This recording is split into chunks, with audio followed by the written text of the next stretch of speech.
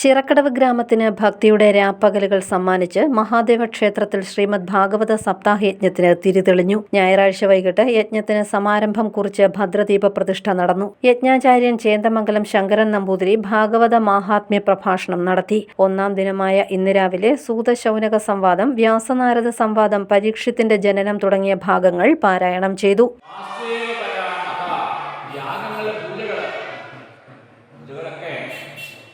ഏത് പൂജയും പലതരം മൂർത്തികളുണ്ടാവും, പലതരം വിശ്വാസങ്ങളുണ്ടാവും.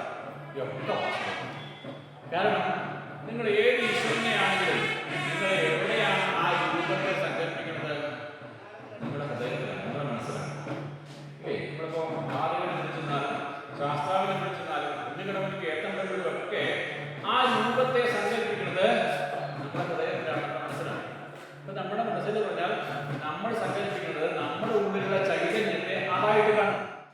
ഡിസംബർ 4-ന് ശ്രീകൃഷ്ണ അവതാരവും ഡിസംബർ 5-ന് രുക്മിണി സ്വയംവരവും പാരായണം ചെയ്യും. നിരവധി ഭക്തർ ഭാഗവത പാരായണം ശ്രവിക്കുന്നതിനും പങ്കെടുക്കുന്നതിനുമായി ക്ഷേത്രത്തിലെത്തി. യജ്ഞശാലയിൽ 7 ദിവസം പൂജിച്ച കൃഷ്ണവിഗ്രഹം ആവശ്യമുള്ളവർ 9262268008 എന്ന നമ്പറിൽ ബുക്ക് ചെയ്യണം.